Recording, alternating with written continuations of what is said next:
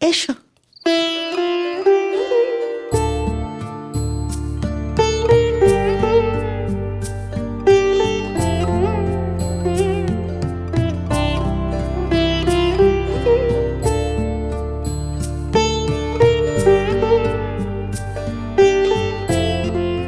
ঘর পছন্দ?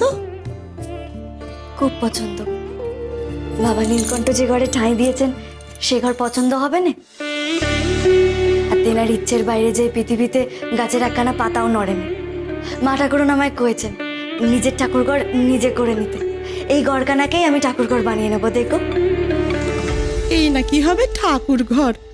তবেই হয়েছে। দেখি কি করে এই গুদাম ঘরকে ঠাকুর ঘর করে। গেলাম ভাই, আজ তো একখানা ঘর পেয়েছো। এবারে কাজের লোকেদের বরাত কিন্তু এত ভালো নয়। তবে তোমার কপাল ভালোই মনে হচ্ছে। চলি।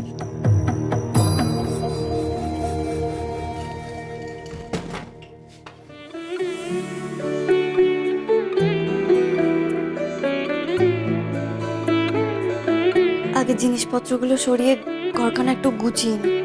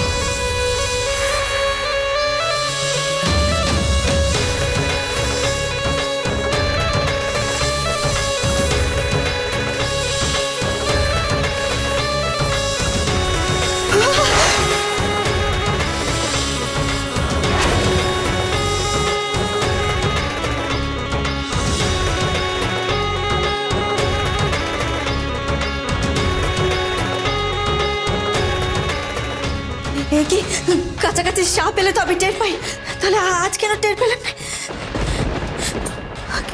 কেন হয়েছে সাপ এখানে? কেন হয়েছে? কি চাই ওরা? তোমরা তোমরা এইভাবে আমার ঘিরে ধরছো কেন গো?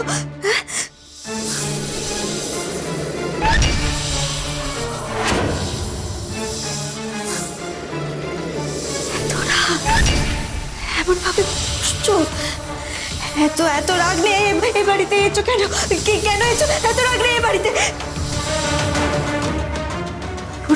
সত্যি করতে না তো। আমার ভাগ্যে সাপের কামড়ে মৃত্যু জমেছে। হয়তো আমি আগামী 1 বছরে মারা যাব, বাঁচব না। না না না, যদি চবল মারতে হয় আমায় চবল মারো, আমায় চবল মারো তোমরা, আমায় চবল মারো তোমরা। বাবুর কোনো ক্ষতি করো না, দোহাই তোমাদের। তোমাদের শরীরে যত বিষ আছে, যত রাগ আছে, সব আমাদের মুক্ত হও তোমরা। দোহাই তোমাদের। নীলকণ্ঠ, আমার শক্তি দাও। আমি যেন বাবুরে রক্ষা করতে পারি আর তোমার সাপ ভক্তদের শান্ত করতে পারি। আমি যেন হাসি মুখে বীজ ধারণ করতে পারি শরীরে। তুমি যেমন জগৎকে রক্ষা করতে নিজের গলায় বীজ ধারণ করেছিলে, আমিও যেন তেমন ভাবে নিজের শরীরে বীজ ধারণ করতে পারি। বাবা নীলকণ্ঠ, আমার শক্তি দাও। জয় জয় বাবা নীলকণ্ঠ।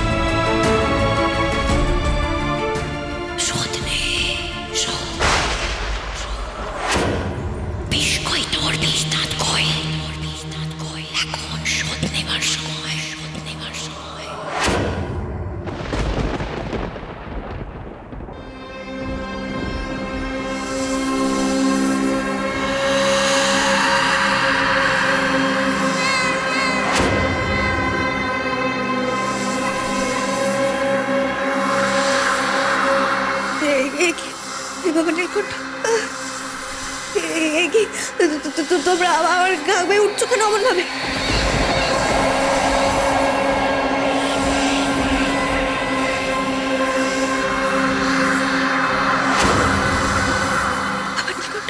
বাবা নীলকণ্ঠ, ওরা আমার শরীর বেয়ে অমন ভাবে উঠছে কেন গো?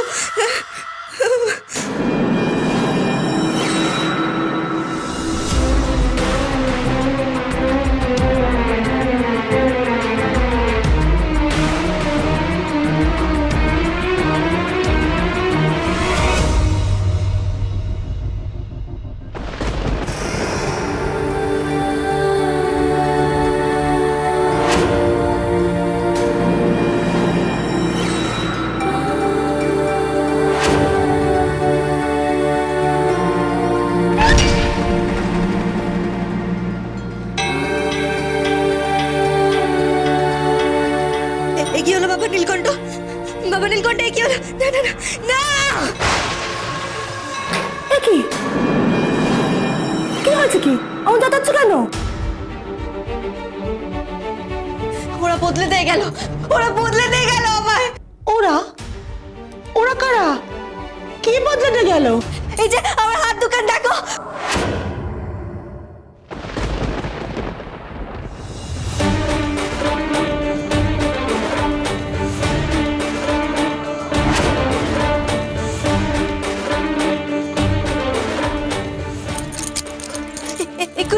এখানেই তো ছিল, এখানেই ছিল। কি হলো? মাথার দোষ আছে নাকি গো তোমার? ক্ষণে ক্ষণে চিৎকার করে ওঠো, এমন চেঁচালে যে ভয়ে পড়ি পড়ি করে ছুটে এলাম। ওরা কি তবে আসেনি? কে আবার আসবে? আমি তো দৌড় ভেজিয়ে দিয়ে গেলাম। আরে আসবেটা কে? তাহলে কি আমি স্বপ্ন দেখছিলাম? সাপ আসলে আসেনি, তাই তাদের আনাগোনা টের পাইনি। কিন্তু এমন অদ্ভুত ভয়ঙ্কর স্বপ্ন কেন দেখলাম? ও বুঝেছি, দেখে দেখে এই স্বপ্ন দেখছো বুঝি? তা কোন ভাবনায় ডুবেছিলে শুনি?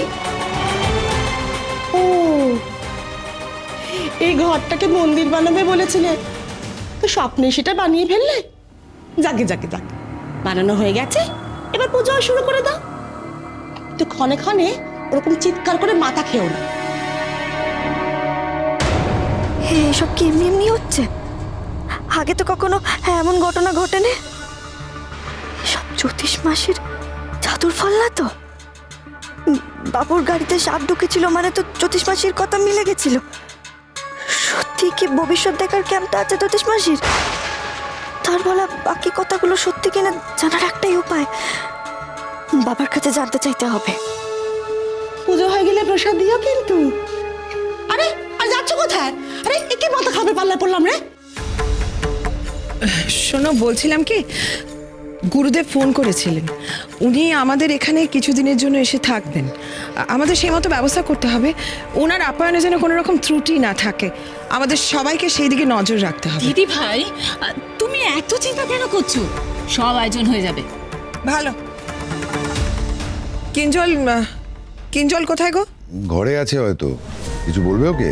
না না, ওকে শুধু বললে হবে না, ওকে বোঝাতে হবে আমি যা করছি, গুরুদেব যা করছেন সবকিছু ওর মঙ্গলের জন্যই করছেন।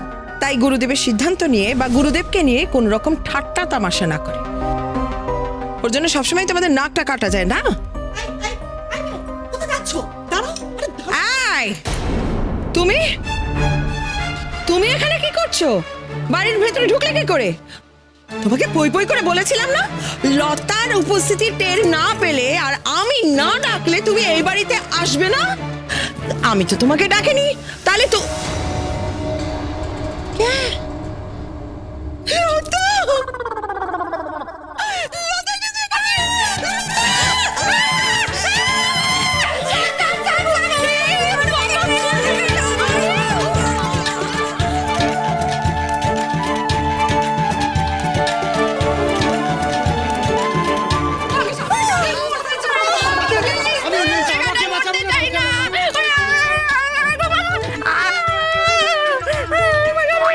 আরে কি করছো কি তোমরা? একটু শান্ত হও না, কি করছো তোমরা?